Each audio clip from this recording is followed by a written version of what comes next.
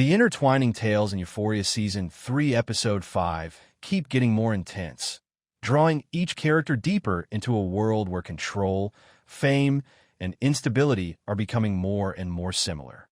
What used to seem like distinct storylines now functions as a single system in which every choice has ramifications that extend well beyond personal connections. The episode presents its instability less as isolated drama and more as a networked ecosystem as Cassie's ascent quickens. Maddie's position becomes more deliberate, and Rue is drawn farther into an increasingly perilous area. The show keeps emphasizing visibility, leverage, and survival as the factors influencing the lives of its protagonists in each plot. You know, it's funny, the angrier these idiots get, the more money you make, is an almost casual statement made by Maddie early in the episode that sums up the logic of Euphoria Season 3. The way it neatly reframes everything that comes after is what makes it land, not the line's shock value. The moment where the program momentarily reveals the mechanism it has been building toward all season reads more like a diagnosis than a conversation. In this world, anger is now a currency rather than a reaction. At this point, Euphoria has completely drifted away from anything that resembles the original structure, and audiences are torn, even disgusted and appalled, but they can't stop watching, and everyone is talking about it. The direction we were accustomed to in the first 2 seasons may be gone, but what's left is more akin to an internet logic distortion field, where characters are shaped more by visibility cycles than by emotional arcs. A world where being seen is functionally more significant than being understood results from narrative coherence, bending under the weight of engagement. The discussion around the show is now a part of its ecosystem and is no longer distinct from the show itself. By blurring the lines between infrastructure and performance, this episode advances that concept. While Maddie's function changes into something more akin to systems design and management, Cassie's ascent is described as operational scaling rather than personal development. Even the violence and anxiety that permeate Rue and Alamo's plot feel more like opposing control structures responding to the same unstable environment than like plot escalation. Everything is being quantified, made profitable, or turned into a weapon. Consistency of logic rather than tone or realism is what keeps the episode together. Nowadays, absurdity is the norm rather than the exception. Institutional violence, sexual performance, emotional instability, and surveillance all start to operate as interchangeable outputs inside the same system. The show is no longer attempting to put an end to pandemonium. It is recording what transpires when chaos turns into a structurally advantageous situation. The system is fully revealed in this episode through Cassie's backstory. As her OnlyFans growth transitions from abrupt virality to organized output, what starts as an explosion of attention quickly stabilizes into something more industrial. The increase of subscribers is viewed as acceleration, a measure of momentum that supports the system surrounding her, rather than as chance or shock value. Cassie is becoming engrossed in attention economy logic rather than just taking part in it. Maddie is an architect rather than a moral counterbalance at the heart of that preoccupation. Her approach to Cassie is becoming more and more procedural, viewing audience behavior, subscriber engagement, and content production as inputs to be maximized rather than as manifestations of identity. Under this reasoning, their relationship's emotional stakes become less significant.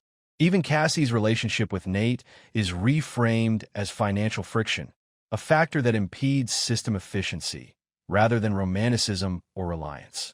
As a rival operational model, Brandon Fontaine approaches this market. Brandon stands for platformized identity, influencer networks, content houses, and industrial growth, whereas Maddie represents regulated scaling. The rivalry between them is structural rather than personal, with 2 distinct monetization methods vying for the same market.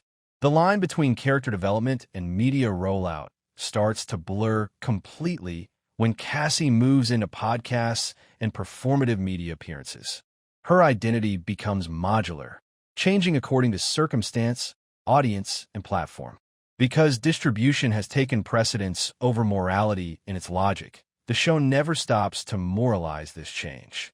This concept comes to life in the enormous Cassie scene from the opening.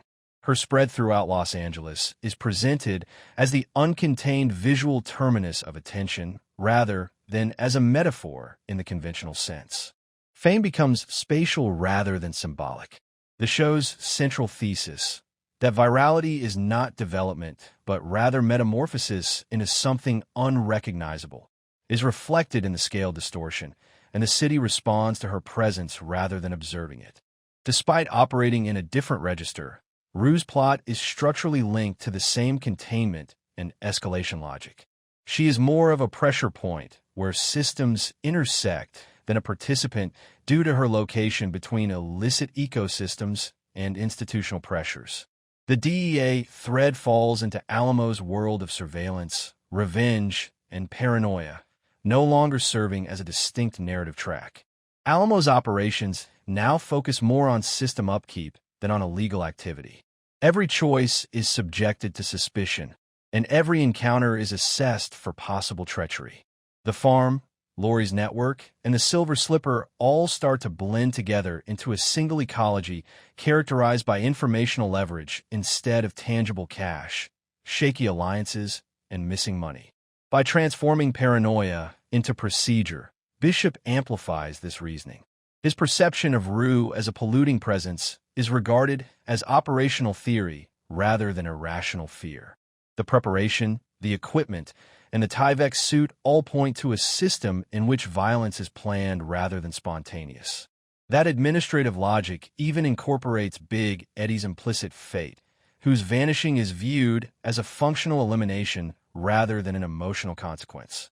This part of the program is anchored by the Lori thread, which completely changes the value system. The main goal of Pursuit is no longer money. Access, knowledge, and control over the processes that produce money are more important.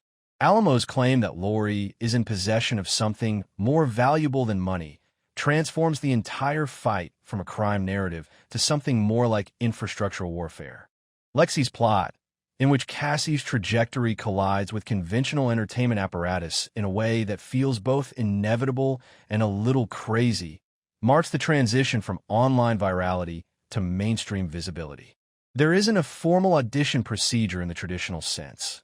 Instead, access is forced where it wouldn't typically exist through pressure, manipulation, and Maddie's intervention. In a system that no longer truly respects gates, Lexi takes on the role of unwilling gatekeeper. What takes place in the studio is more of a show of flexibility in the face of conflicting expectations than a traditional performance.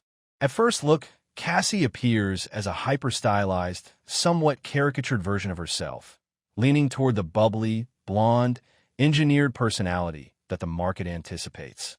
Readable, digestible, and purposefully superficial, the measurements, performing gestures, and surface-level appeal work like a preset algorithm of commercial identity.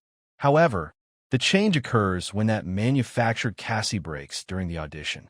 When she switches to Shakespeare's Antony and Cleopatra, the performance takes an unexpected turn.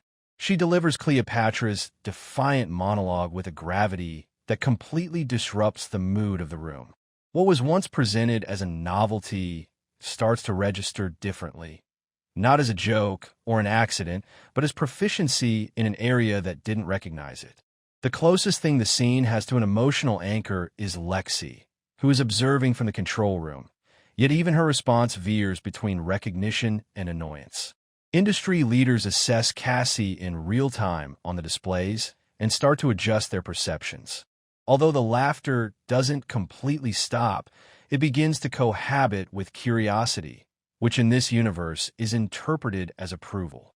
When Cassie learns she has secured the role, her reaction is one of immediate and overwhelming acceptance, transforming the moment into an energetic leap forward. For her, fame becomes a concrete reality, highlighting her anticipation of being recognized on TV and feeling like her success is inevitable.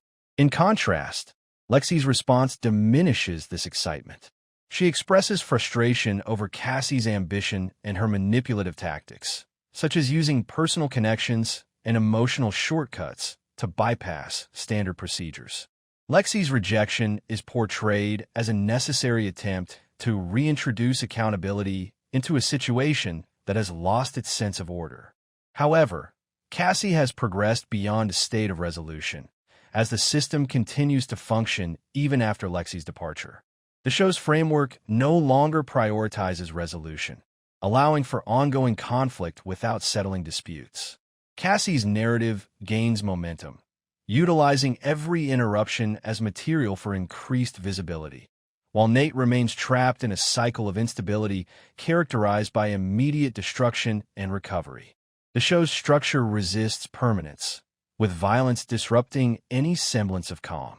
Nate's injuries serve as repetitive markers of narrative reset rather than advancement, underscoring that in this context, identity is shaped by cycles of destruction rather than growth. He remains static, resetting under pressure instead of evolving. Jules experiences a profound emotional disconnection, characterized as emotional translation failure, where her interactions with Rue lack clarity due to a systemic breakdown of emotional communication. Moments of vulnerability are overshadowed by performance pressures, focusing on maintaining stability within their environment rather than genuine feelings. This leads to a deteriorating significance of emotional expression, where it no longer translates into meaningful understanding. By the episode's conclusion, Rue finds herself in a scenario of controlled containment, where her autonomy is gradually stripped away. Events such as Alamo's horseback approach and forced excavation serve as instruments of systemic enforcement rather than conventional climactic moments, emphasizing the pervasive struggle for emotional agency. Rue's narrative concludes as she transitions from negotiation to a state of processing, revealing a shift in the surrounding system from surveillance to execution logic. The traditional role of suspense is replaced by operational certainty, marking her exit from a narrative liminal phase to a suspended reality. The episode's central theme revolves around the idea of coherence within chaos, emphasizing that attention transforms into money, which then leads to control. This control ultimately becomes a crucial element for survival. By the conclusion, the show ceases to ponder future events, instead depicting a world where nothing can remain stable long enough to hold significance. I hope you enjoy the video. For more videos, don't forget to subscribe, like, and comment. I appreciate you watching.